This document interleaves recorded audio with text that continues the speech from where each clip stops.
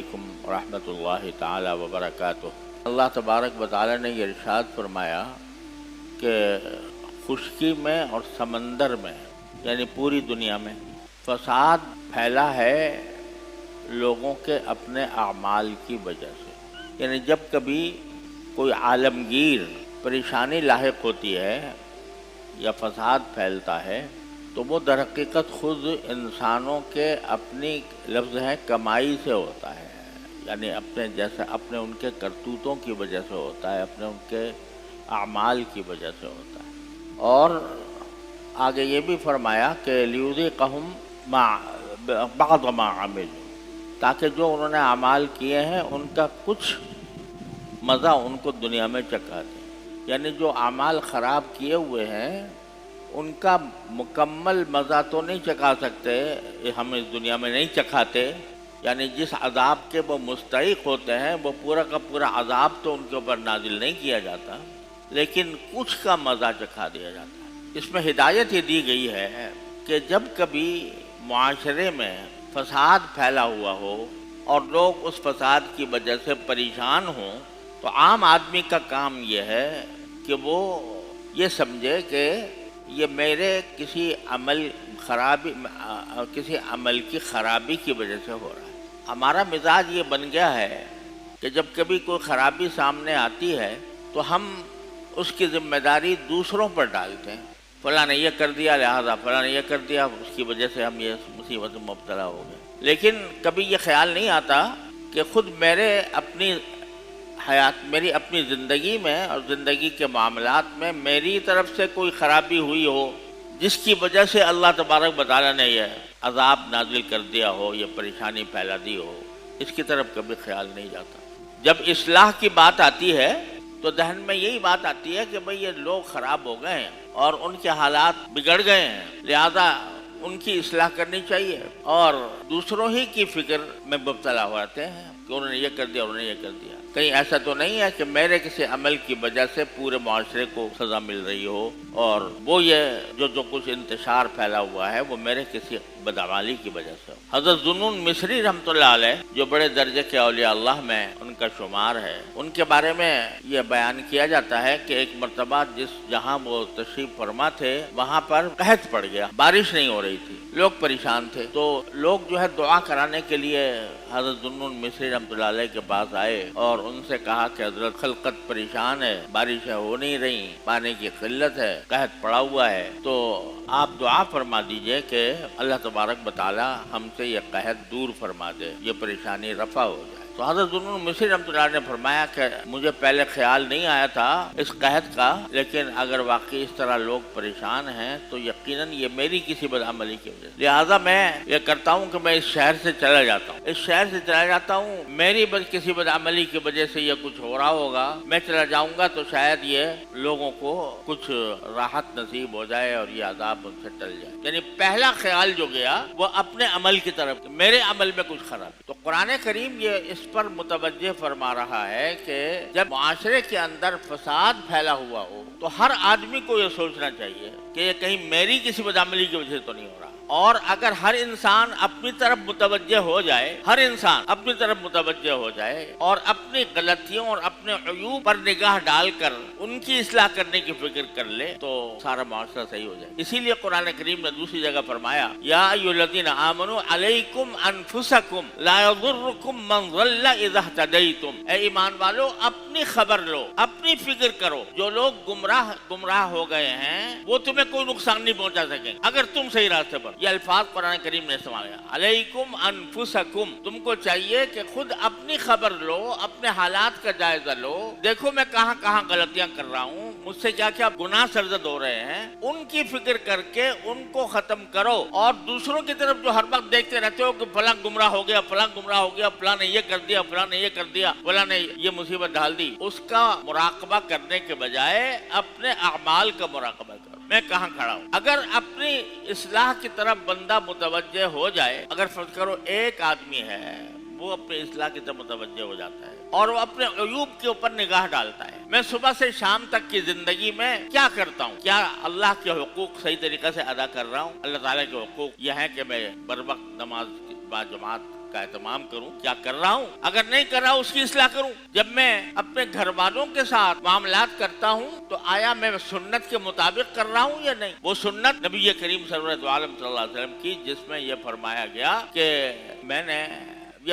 گیا کہ تم میں سب سے بہتر وہ شخص ہے جو اپنے گھر والوں کے لیے بہتر ہو, اپنے گھر والوں کے ساتھ اس کا سلوک بہتر ہو, اور میں اپنے گھر والوں کے ساتھ تم سب سے زیادہ بہتر سلوک کرنے والا ہوں. کیا میں ایسا کر رہا ہوں اپنے گھر میں؟ اور میں اپنی زبان کو کیا قابو میں رکھتا ہوں؟ املک علیک لسانک, نبی کریم سرورت عالم صلی اللہ علیہ وسلم فرمایا تھا کہ اپنی زبان کو قابو میں رکھو کہ یہ کہیں اس سے جھوٹ نہ نکل جائے, اس سے غیبت نہ ہو جائے, اس سے کسی پر الزام نہ لگ جائے, اس سے کسی کی دل آزاری نہ ہو جائے. کیا میں اپنی زبان کو باقی قابو میں رکھے ہوئے ہوں؟ اللہ تعالیٰ نے مجھے نگاہیں دی ہیں تو اس نگاہوں کو استعمال کرنے کا طریقہ بھی بتایا ہے کہ اس کو فلاں جگہ استعمال نہیں کرنا. کسی نامحرم پر لذت لینے کی غرض سے نگاہ ڈالنا یہ حرام ہے, یہ اللہ تعالیٰ کی دی ہوئی نعمت کا غلط استعمال ہے, اللہ تعالیٰ کی نعمت کی ناشکری ہے. اتنی بڑی نعمت اللہ نے دے رکھی ہے آنکھ کی, وہ اس لیے دی ہے کہ اللہ تعالیٰ کی پھیلی ہوئی جو اللہ تعالیٰ کی کائنات ہے اس کا نظارہ کرو, اس سے اللہ تعالیٰ کی قدرت اور حکمت کا تصور ذہن میں لاؤ. اور ان فی خلق السماوات والارض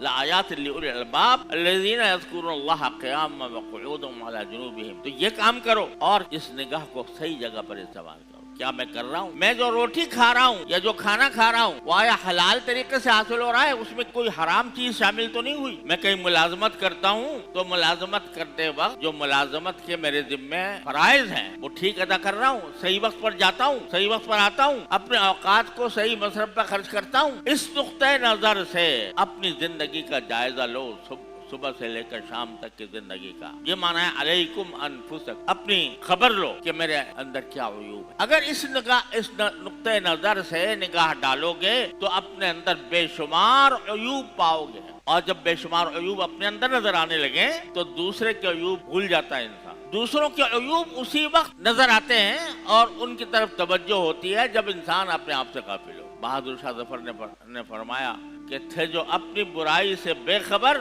رہے اوروں کے ڈھونڈتے عیب و ہنر, پڑی اپنی برائی پر جو نظر تو نگاہ میں کوئی برا نہ رہا. تو اسی طرح اگر ہمیں اپنی برائیوں کا خود احساس ہو جائے, اپنے عیوب کا خود احساس ہو جائے تو پھر نگاہ میں کوئی برا نہ رہا, پھر دوسرا کو برا نہیں لگے گا, پھر اپنا ہی لگے گا. لہذا جو سبق دے رہا ہے قرآن کریم وہ یہ ہے کہ جب معاشرے میں فساد برپا ہو تو اس فساد کا علاج یہ ہے کہ ہر انسان اپنے عیوب کے اوپر نظر ڈال کر اپنی اصلاح کی فکر کرے. اگر ایک آدمی درست ہو گیا تو پھر چراغ سے چراغ جلتا ہے, پھر چراغ سے چراغ جلتا ہے, اور پھر رفتہ رفتہ معاشرہ جو ہے وہ سیدھے راستے پر آ جاتا ہے. لیکن جب یہ بنیادی پتھر, اصلاح کا جو بنیادی پتھر ہے کہ میں اپنی فکر میں پڑ جاؤں, اپنے حالات کو درست کر لوں, جب یہی نہیں ہوتا تو پھر ساری دنیا اس کو خراب نظر آتی ہے اپنے سوا. اپنے کو معصوم سمجھتا ہے, مجھ سے گناہ نہیں ہو سکتا, مجھ سے کوئی غلط کام نہیں ہو سکتا, ساری غلطیاں دوسروں کی ہیں, سارے عیوب دوسروں میں ہیں. یہ تصور انسان کے دل میں پیدا ہو جاتا ہے جس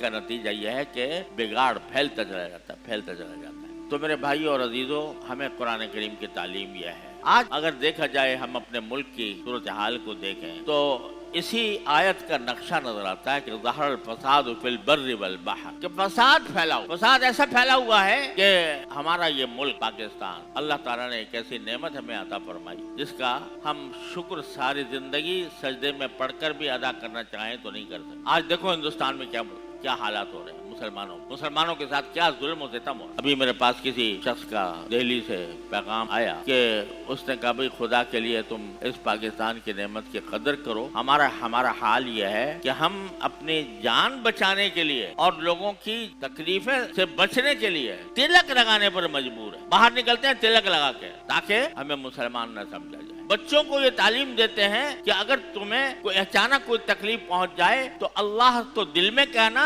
رام زبان سے کہنا, زبان سے رام کہنا, دل میں اللہ کو پکار, تاکہ تمہیں مسلمان سمجھ کر کوئی تکلیف نہ پہنچائے. یہ صورتحال وہاں پر بنی. اللہ تبارک و تعالی نے پاکستان کی نعمت ہمیں عطا فرمائی, اور مجھے افسوس ہے کہ بہت لوگ اب تک پاکستان کو دل سے تسلیم کرنے کو تیار نہیں. اللہ تبارک و تعالی نے یہ ملک ہمیں عطا فرمایا, ایک نعمت عطا فرمائی. اس کا حال اگر دیکھو, اللہ نے ایسے وسائل ہمیں عطا فرمائے ہیں جو بہت کم دنیا کے ممالک کے اندر ہو. دریا ہمارے پاس ہیں, صحرا ہمارے پاس ہیں, پہاڑ ہمارے پاس ہیں, معدنیات ہمارے پاس ہیں, ہمارے آپ دیکھو پاکستان کے اندر جتنے پھل پیدا ہوتے ہیں اور ہر پھل کے کتنے اقسام ہیں. میں تو چونکہ ساری دنیا میں گھوما ہوں تو میں نے دیکھا ہے کہ اگر کسی ملک میں 1-2 پھل پیدا ہوتے ہیں تو وہ اسی پر فخر کرتا ہے کہ ہمارے یہاں یہ ہوتا ہے, ہمارے یہاں کیلا ہوتا ہے, اور دوسرے لوگ جو ہیں بعض ان کے وہاں 1-2 پھل پیدا ہوتے ہیں وہ اس پر فخر کرتے ہیں. اتنے سارے پھل جتنے اللہ تعالیٰ نے ہمیں عطا فرمائے ہیں. دیکھو سیب دیکھ لو, سیب ایک نہیں, سیب کی اقسام. آپ سنترا دیکھ لو تو اس کی اقسام کینو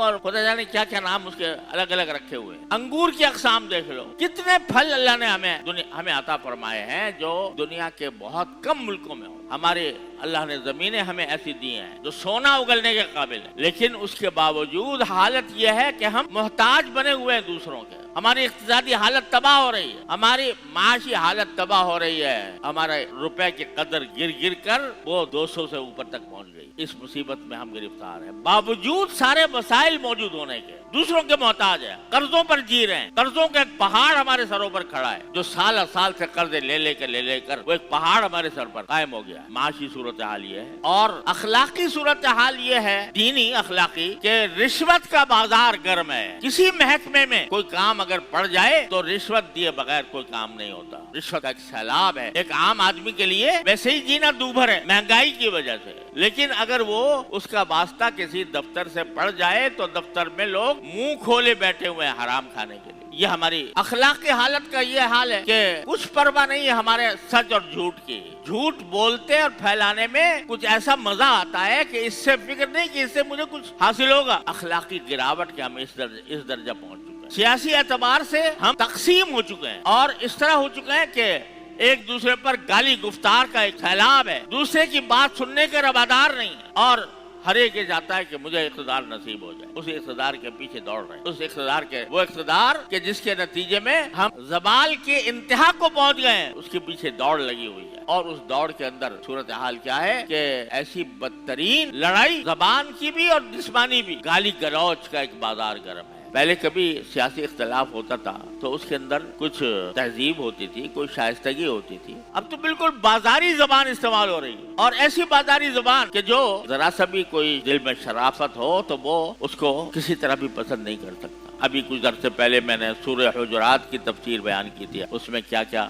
اللہ تعالی نے ہمیں احکام دیا ہے, ان کی کھلم کھلا خلاف ورزی ہو رہی. نہ اس میں رمضان کا تقدس محفوظ ہے, نہ اس میں حرمین کا تقدس محفوظ ہے, نہ کسی انسان کی عزت محفوظ ہے. یہ حالات ہیں جس سے ہم مبتلا. تو میرے بھائیوں, یہ ساری علامتیں اللہ بچائے عذاب کی علامت ہیں. ظہر الفساد فی البر والبحر بما کسبت ایدی الناس. لہذا واحد راستے 2 ہیں جو ہمارے کرنے کے ہیں. ہم لوگ بتاؤ جتنے لوگ یہاں بیٹھے ہیں ان میں سے کوئی ایسا ہے کہ جس کے قبضے میں, جس کے اختیار میں ان حالات کی اصلاح ہو؟ تم کر سکتے ہو, تم کر سکتے ہو, تم کر سکتے ہو. کوئی آدمی ایسا ہے کہ جو اپنے بلبوتے پر کوئی ان حالات کی اصلاح کر سکے؟ سیاسی حالات کی اصلاح کر دے, معاشی حالات کی اصلاح کر دے, اخلاقی حالات کی اصلاح کر دے, ایسا کوئی ایک آدمی نظر آتا ہے کہیں؟ نہیں. لہذا باوجود ہے کہ ہمارے اختیار میں تو کچھ ہے نہیں, لیکن ہم مجلسیں جمائے بیٹھے ہیں اور مجلسوں میں تبصرے ہو رہے ہیں. فلاں نے یہ کر دیا, فلاں نے یہ کر دیا, فلاں نے یہ کر دیا, فلاں نے یہ کر دیا, فلاں اچھا ہے, فلاں برا ہے, اور اچھے برے کے درمیان دھڑوں میں تقسیم ہو کر آپس میں ہی لڑائیاں ہو گئی. وہ فلاں کا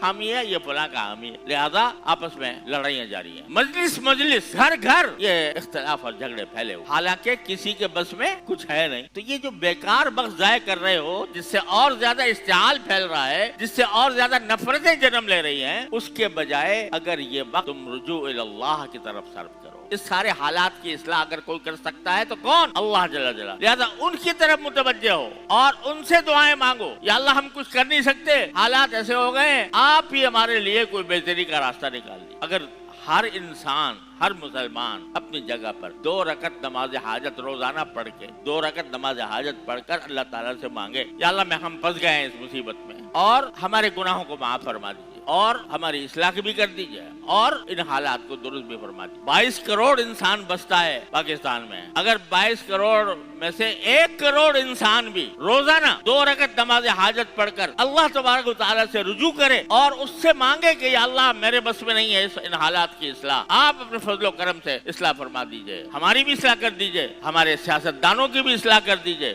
ہمارے ملک کی بھی اصلاح کر دیجئے۔ اگر 1 کروڑ انسان روزانہ یہ دعا مانگے، اللہ تبارک و تعالیٰ کبھی رد نہیں کریں گے انشاءاللہ۔ لیکن توجہ نہیں ہے، بحث کرنے میں تیار ہے، مجلسیں جمانے پر تیار ہے، لیکن اللہ تعالیٰ کی طرف رجوع کرنے پر تیار نہیں۔ ایک بات کہ رجوع اللہ، پہلے زمانے میں ایک مسلمان معاشروں میں یہ طریقہ ہوتا تھا کہ جب کوئی پریشانی پھیلتی تھی تو گھر گھر آیت کریمہ کے ختم ہوا کرتے تھے، اور عورتیں بچے سب مل کے آیت کریمہ لا الہ الا انت سبحانک انی کنت من الظالمین، یہ 1.25 لاکھ کا ایک عام طور سے عمل تھا کہ 1.25 لاکھ مرتبہ آیت کریمہ پڑھ کے اگر اللہ تعالیٰ سے دعا کی جائے تو مصیبت ٹل جاتی ہے، یہ ہوا کرتا تھا۔ اب یہ کہیں اس کا دستور نظر نہیں آتا۔ اگر اس کا اہتمام ہو جائے گھروں میں کہ بھئی تھوڑا سا وقت نکال کر آیت کریمہ کا ختم کریں، اللہ تبارک و تعالیٰ سے دعا کریں، ملک کے حالات، یا اللہ ہم نہیں جانتے کہ حق کیا ہے اور باطل کیا ہے، ہم نہیں جانتے کون اچھا ہے کون برا، آپ ہمارے لیے کوئی اچھائی کا راستہ پیدا فرما۔ تو یہ ہے کام کرنے کا، بجائے اس کے کہ مجلسیں جما کر اور اس کے اوپر تبصرے کیے جائیں اور ایک دوسرے کے اوپر لعن طعن کی جائے۔ دوسری بات، جیسا کہ میں نے عرض کیا کہ علیکم انفسکم، ہر آدمی اپنا جائزہ لے کر یہ دیکھے کہ میں نے لا الہ الا اللہ محمد رسول اللہ تو پڑھا ہوا ہے، لیکن اس لا الہ الا اللہ محمد رسول اللہ کے تقاضوں پر میں کتنا عمل کر رہا ہوں۔ صبح سے لے کر شام تک کی زندگی کا جائزہ لے اور جائزہ لے کر اپنی اصلاح کی طرف قدم بڑھائے۔ اگر یقین رکھو، اگر یہ ہماری 22 کروڑ کی آبادی اپنے ہر شخص اپنی اصلاح کی طرف متوجہ ہو جائے تو اللہ تعالیٰ کو ہم سے کوئی دشمنی ہے کہ وہ ہمارے حالات کو ہمیشہ خرابی رکھیں گے۔ قرآن صاف کہہ رہا ہے ما یفعل اللہ بعذابکم ان شکرتم وآمنتم، اللہ تمہیں عذاب دے کے کیا کرے گا؟ قرآن یہ الفاظ استعمال کر رہا ہے، اللہ تمہیں عذاب دے کر کیا کرے گا اگر تم شکر گزار بنو اور ایمان لاؤ، ایمان کے تقاضوں پر عمل کرو۔ تو میرے بھائیوں، یہ میری انتہائی درد مندانہ گزارش ہے کہ ان 2 باتوں پر ہم عمل کریں ان حالات۔ ایک رجوع اللہ، اللہ کی طرف رجوع۔ میں کہتا ہوں ہر مسلمان 2 رکعت نماز حاجت پڑھ اپنے گرد و پیش کے حالات کو درست کرنے کے لیے اللہ تعالیٰ سے مانگے۔ دوسرے، اپنی زندگی کا جائزہ لے کر، صبح سے لے کر شام تک کی زندگی کا جائزہ لے کر، جہاں جہاں وہ گناہ کا کام کر رہا ہے یا جہاں جہاں وہ اللہ تعالیٰ اور اللہ کے رسول صلی اللہ علیہ وسلم کے احکام کے خلاف ورزی کر رہا ہے، اس سے اپنے آپ کو نکالے۔ تو انشاءاللہ اللہ تعالیٰ اصلاح کا راستہ کھول دیں گے، ضرور کھولیں گے انشاءاللہ۔ اللہ تعالیٰ ہم سب کو اس پر عمل کی توفیق عطا فرمائے۔